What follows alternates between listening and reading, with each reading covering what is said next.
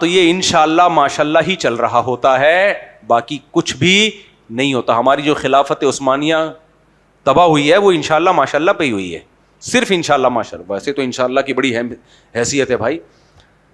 Europe جو ترقی کر رہا تھا, تیاری کر رہا تھا, وہ ہمارے ہاں نہیں تھی وہ تیاری.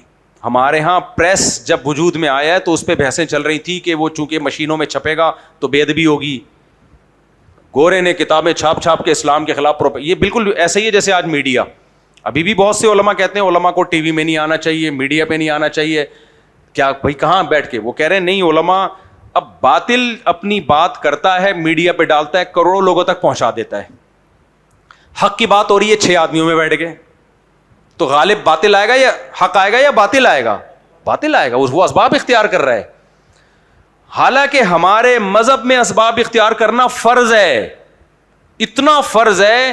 نماز میں نبی کریم صلی اللہ علیہ وسلم کی صحیح حدیث ہے, اگر سانپ دیکھو تو سانپ کو جا کے مارو, کیونکہ آپ کو عین ممکن ہے اللہ نے آپ کے دل میں وہی کی ہو, یہ ایسا نہ ہو اتنے نیک بن جائیں کہ چونکہ ہم ابھی کنیکشن ہمارا اللہ سے قائم ہے, ہم نماز پڑھ رہے ہیں, تو بچانے والا کون ہے؟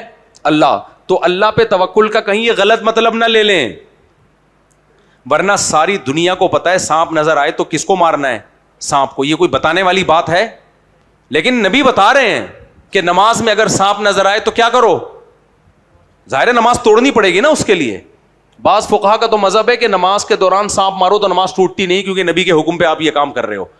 لیکن احناف کا مذہب یہ کہ نماز ٹوٹ جائے گی, لیکن سانپ مارنا کیا ہے؟ واجب ہے. نماز توڑنا واجب ہے.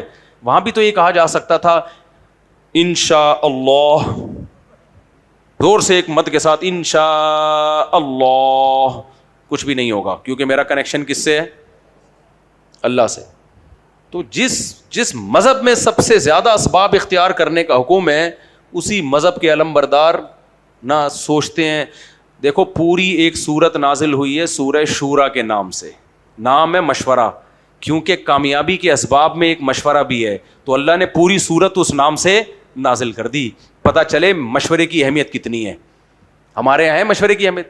اگر یہ جو صاحب بقرعید والے دن اجتماعی قربانی کر رہے ہوتے ہیں نا, صرف مجھے سے مشورہ لیتے, حالانکہ میں بزنس مین نہیں ہوں, تو اتنا کم از کم ان کو بتاتا اگر بارش ہوئی تو کیا کرو گے؟ ہزاروں جانور تم نے لٹائے ہوئے, اوپر سے بارش, گوشت تو سارا خراب ہو گیا, کوئی تمبو کوئی ٹینٹ نہیں, کچھ نہیں ہے. تو وہ جو سونے کا بزنس شروع کیا ہوا تھا نا ہمارے دوستوں نے, وہ اس لیے نہیں کہ انشاءاللہ ماشاءاللہ میں کوتاہی ہے, عین ممکن ہے کہ محنت نہ ہو, مائنڈ نہ ہو, تجربہ نہ ہو, بہت ساری چیزیں ہوتی ہیں. خیر ہم کہیں اور چلے گئے.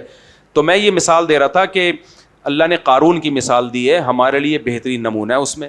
تو قارون جو تھا موٹیویشنل اسپیکر تھا, اپنے عمل سے لوگوں کو بتا رہا تھا کہ اسٹرگل اور ہارڈ ورکنگ اگر ہو تو سکسیز آپ کا مقدر, اور ایسی سکسیز کہ قوم کی اکثریت کہہ رہی ہے کہ کاش ایسے کامیاب ہم ہوتے.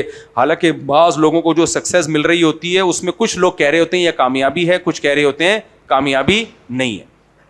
جیسے کسٹم میں آپ انیشلی پوسٹ سے اوپر والی پوسٹ پہ چلے جاؤ تو کچھ کہتے ہیں آپ کی پوسٹ چونکہ اچھی ہو گئی ہے تو آپ کامیاب ہیں, کچھ کہتے ہیں کہ نہیں جو یہاں نیچے کھانے کا موقع مل رہا تھا اوپر آپ کو وہ موقع ہمارے محلے میں ہو چکا ہے. اصل میں صاحب تھے, آفیسر تھے وہ, لیکن وہ ان کی ترقی اور اونچے رینک پر ہو گئی, تو کچھ لوگ ان کو مبارکباد دے رہے تھے, کچھ ملامت کر رہے تھے کہ فائدہ نہیں ہے. وہ بھی کنفیوز تھے کہ میں اس پہ خوش ہوں یا نہیں ہوں. تو میں نے کہا یار یہ تو عجیب سی بات ہے کہ یہ خوش کی, کہہ رہے ہیں یار اصل میں ٹھیک ہے وہ, لیکن نیچے کھانے کا موقع زیادہ مل رہا تھا. تو کچھ لوگوں کی سکسیز ایسی ہوتی ہے جس میں 2 رائے ہو سکتی ہیں. 4 شادیاں کسی کی ہو گئیں, کچھ کہیں گے کامیاب ہے, کچھ کہیں گے بیڑا غرق ہو گیا اس کا. لیکن قارون کی جو کامیابی تھی 99% لوگ کہہ رہے تھے کاش ہم بھی ایسے ہو جائیں, یعنی اتفاقی کامیابی. تھوڑے سے لوگ ایسے تھے, قرآن کہہ رہا ہے وہ کہہ رہے تھے وقال الذین اوتوا العلم, جن کے پاس نالج تھی, علم تھا, حقیقی علم, وہ کیا کہہ رہے تھے ویلکم, تباہ ہو جاؤ. 99% لوگوں کہہ رہے تھے برباد ہو جاؤ, تمہیں اتنی بیکار بات ہے. ویلکم اس وقت کہا جاتا ہے جب کوئی بندہ, اس کا لفظی ترجمہ تو ہے تم تباہ ہو جاؤ, لیکن اس کا لفظی ترجمہ مراد نہیں ہوتا. یہ جملہ اس وقت کہا جاتا ہے کہ جب کوئی ایسی گری ہوئی بات کرے کہ جو بالکل عقل کے خلاف. انہوں نے کہا ویلکم, پاگلوں کے بچوں, تم پاگل ہو. اردو میں ترجمہ ہو پاگل کے بچوں, کیسی باتیں کر رہے ہو. ثواب اللہ خیر لمن آمن وعمل صالحا, یہ دنیا مسافر خانہ ہے بھائی, کل مر جائے گا. یہ ہمیشہ تھوڑی رہے گا, کل مر جائے گا. اس کے عمل دیکھو, نیک عمل ہے یا برا عمل ہے. نیک عمل ہے تو اچھی بات ہے, برا عمل ہے تو بھاڑ میں جائے.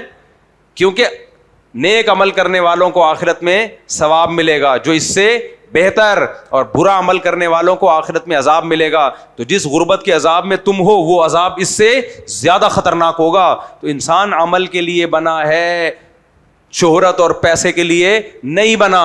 عمل کے ساتھ شہرت پیسہ آ جائے اللہ کی نعمت ہے, نہیں آئے تو بھی کوئی حرج نہیں ہے. وجہ اس کی ہے کہ ہدف نہیں ہے. بھائی آپ کی جو منزل ہوتی ہے, آپ اس منزل تک جا رہے ہیں تو بیچ میں اگر سہولتیں ملتی رہیں ٹھیک ہے, نہیں ملے آدمی کہتا ہے کوئی بات نہیں, میرا ہدف تو یہ ہے ہی نہیں. لیکن ہدف اگر نہ ملے تو ناکام ہے انسان.